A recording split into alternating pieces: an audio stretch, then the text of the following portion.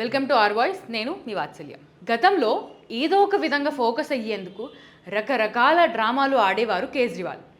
Shirt లేదా ముఖంపై ఇంక్ చల్లించుకోవడాలు, చెంపదెబ్బలు తినడాలు, ఇలా రకరకాల డ్రామాలతో అందరి దృష్టిలో పడేవారు. అందుకే అప్పట్లో కేజ్రీవాల్కు డ్రామా స్టార్ అనే టైటిల్ను తగిలించారు.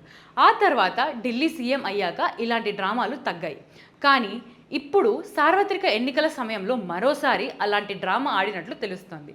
లిక్కర్ పాలసీ స్కామ్లో ఈడీ కస్టడీలో ఉంటున్న కేజ్రీవాల్ అక్కడి నుంచే ఢిల్లీ పాలన సాగిస్తున్నట్లు, తాగునీటి విషయంలో ప్రభుత్వంలో కీలకంగా ఉన్న మంత్రి అతీషి మార్లీనాకి ఆదేశాలు కూడా జారీ చేసినట్లు పెద్ద ఎత్తున ప్రచారం సాగింది. ఇక ఈ విషయాన్ని ఓ సెక్షన్ మీడియా తలమీద పెట్టుకుంది. మెయిన్ స్ట్రీమ్ మీడియా అయితే హెడ్లైన్స్లోనూ ఉంచింది. ప్రింట్ మీడియాలో ఫస్ట్ పేజీలోనే ఈ కబురుకు సంబంధించిన వార్తలు ప్రచురించాయి. దాదాపు 24 గంటల పాటు దేశవ్యాప్తంగా ఇదే అంశంపై హోరెత్తించాయి.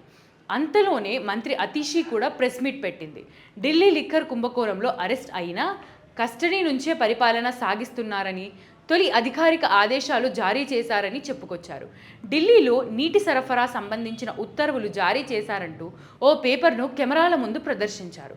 ఆయన కస్టడీలో ఉండి ఆదేశాలు జారీ చేయడం బాధగా ఉందని, తనకు కన్నీళ్లు తెప్పించాయంటూ అతిషి భావోద్వేగానికి గురయ్యారు. తాను అరెస్ట్ అయిన 2 కోట్ల ఢిల్లీ ప్రజలు కుటుంబ సభ్యుడిగానే ఆలోచించడం తనకు ఎంతో కదిలిస్తుందని రక్తి కట్టించారు. అయితే కేజ్రీవాల్ ఆదేశాలపై ఈడీ అధికారులు స్పందించారు. అసలు తమ కస్టడీలో ఉన్న కేజ్రీవాల్ ఎలా ఆదేశాలు ఇచ్చారో తేల్చేందుకు సిద్ధమవుతున్నారు. ఈడీ ప్రధాన కార్యాలయంలో ఉంటున్న కేజ్రీవాల్ దగ్గర కంప్యూటర్ లేదని, కనీసం పేపర్ కూడా లేదని చెబుతున్నారు. అలాంటప్పుడు ఆయన ఎలా ఆదేశాలు ఇవ్వగలరని ప్రశ్నిస్తున్నారు. అయితే ఆ ఆదేశాలపై దృష్టి సారించామని, అసలు ఆ ఆదేశాలు బయటకు ఎలా వెళ్లాయో పరిశీలించి కోర్టుకు నివేదిస్తామని చెబుతున్నారు. సీసీటీవీ దృశ్యాలు సేకరిస్తామని స్పష్టం చేస్తున్నారు. ఈ విషయంలో ఆప్ మంత్రి అతీషి మర్లీనాను ప్రశ్నించే అవకాశం కూడా ఉందని తెలుస్తోంది. దీంతో కేజ్రీవాల్ మరో డ్రామాకు తెరతీశారనే ప్రచారం జరుగుతోంది. లాకప్లో ఉన్న కేజ్రీవాల్ పాలన కొనసాగించేందుకు అవకాశమే లేదని, ఆ ఆదేశాలు కూడా అంతా డ్రామా అని బీజేపీ మండిపడుతోంది. ఈడీ కస్టడీలో ఉండగా ఆ కార్యాలయంలో సీఎం ఆఫీస్ నడిపించడానికి ఎలా అనుమతిస్తారని ప్రశ్నిస్తోంది. ఈడీ కస్టడీలో ఉన్న కేజ్రీవాల్ ఎవరిని కలిశారు? అలాంటి ఆదేశాలకు ప్రిన్సిపల్ సెక్రటరీ మాత్రమే అనుమతి ఉంటుంది కదా. అలాంటప్పుడు ఆ ఆదేశాలు అతీషికి ఎలా చేరాయి?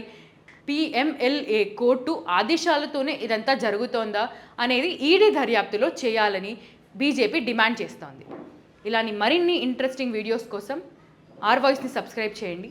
నచ్చిందా లైక్ చేయండి, షేర్ చేయండి, కామెంట్ చేయండి.